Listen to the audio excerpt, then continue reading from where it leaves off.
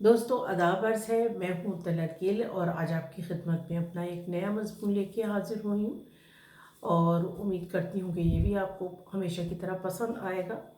इस मेरे मज़मून का उन्वान है जुर्म मुनाफ़रत या हेट क्राइम। लेकिन इससे पहले कि मैं अपना ये मज़मून शुरू करूँ, आपसे गुजारिश है कि मेरा channel power voice of London ज़रूर सब्सक्राइब करें और इस पे जो बेल का आइकॉन बना है उसे ज़रूर प्रेस करें ताकि आपको मेरी हर आने वाली वीडियो टाइम पर मौसूल हो सके।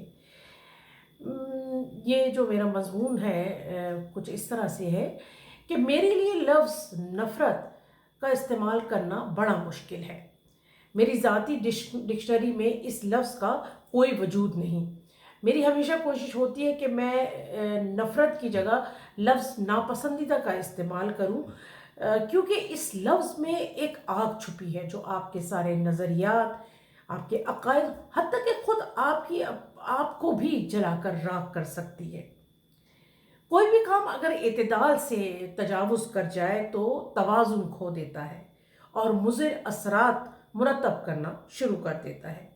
वो खाना हो या सोना, अमारत हो या गुर्बत, सब कुछ तवाज़ुन से ही बरकरार है और खूबसूरत भी। यही हाल हमारे तसव्वुरात और अकायद का है। अगर अकीदा और तसव्वुरात जुनून बन जाए तो इंतहा पसंदाना रुझानात बढ़ना शुरू हो जाते हैं।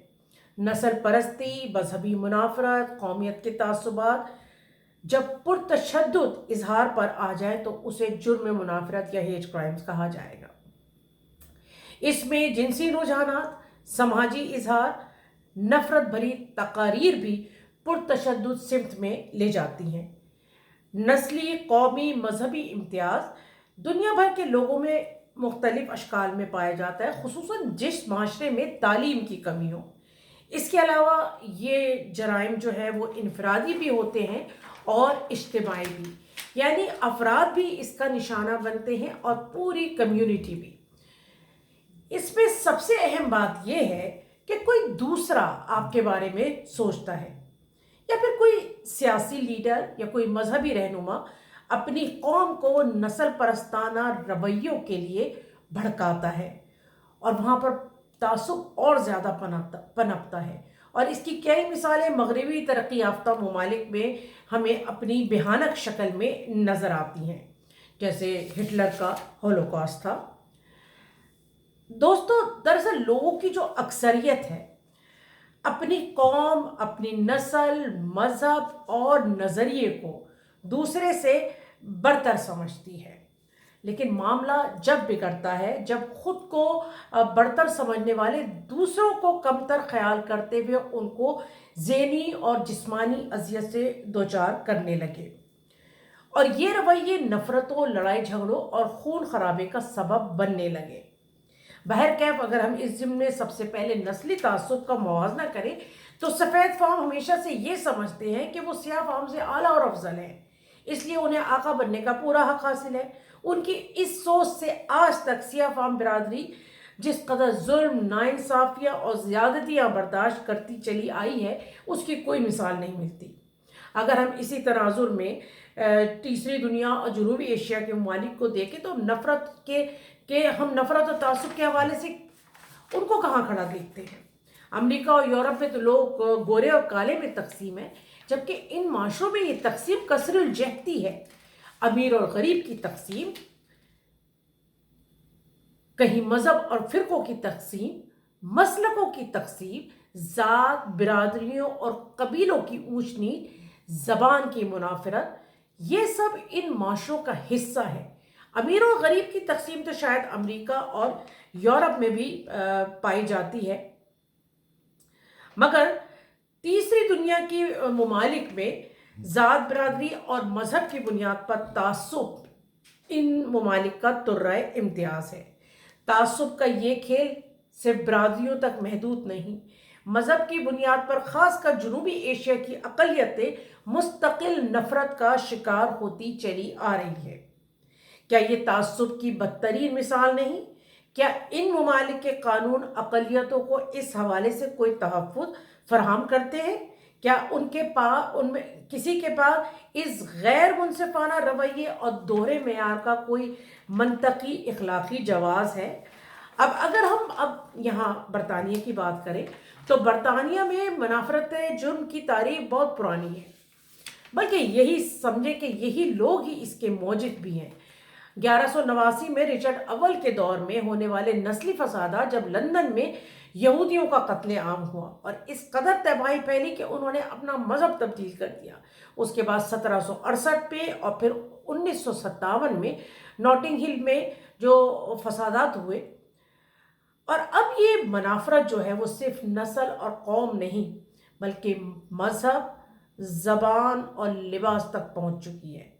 پچھلی صدی میں شروع ہونے والی امریکہ اور روس کی سرد جنگ نے اس منافرت اور جنگی جنون کو اور بڑھایا، اور آج تک مشرقی دنیا اس کے خمیازے بھگت رہی ہے، جو کہ انتہا پسندی اور دہشت گردی کی شکل میں ہمارے سامنے دن بدن پھل پھول رہا ہے۔ انسانی حقوق، آزادی، جمہوریت اور عدل و انصاف کے نام نہاد چیمپئن دراصل ابھی بھی اپنے مزاج اور طور طریقوں میں بھرپور استعماری سوچ رکھتے ہیں۔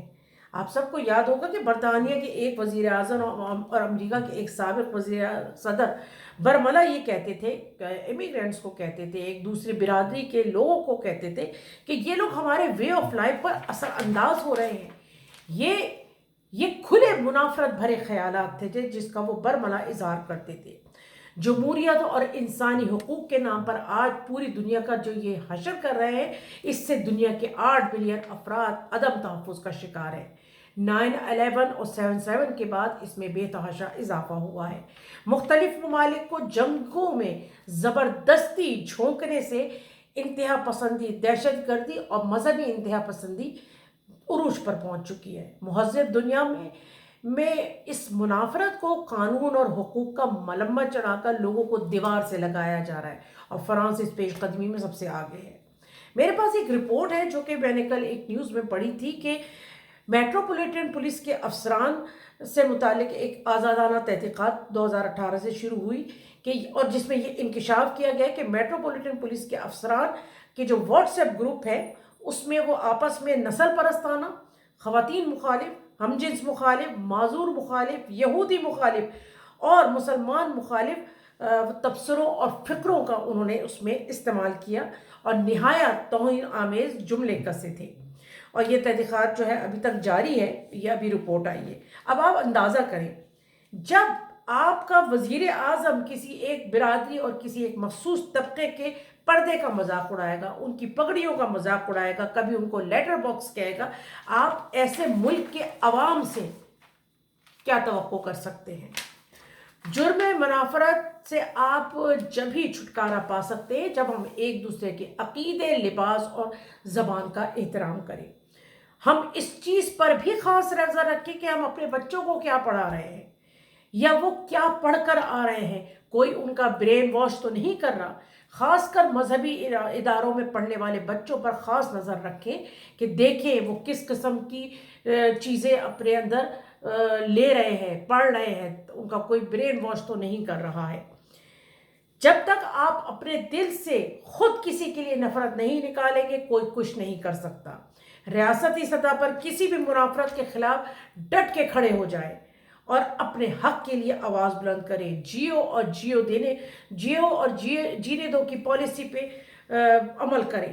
یہاں میڈیا کی سب سے بڑی ذمہ داری ہے، یہاں پر میڈیا سے مراد میرا social media, print media, electronic media, ان سب کی سب سے بڑی ذمہ داری ہے کہ وہ کسی بھی ایسے غلط پروپیگنڈے سے پرہیز کریں جس سے کسی بھی عقیدے، مذہب، زبان اور جنس کی دل آزاری ہو۔ اس کے علاوہ کسی مخصوص گروہ یا طبقے کو پروموٹ نہ کریں۔ یہاں کی ریاستیں بظاہر بڑی برابری کا دعویٰ کرتی ہیں، لیکن اندرون خانہ ایسا نہیں ہے۔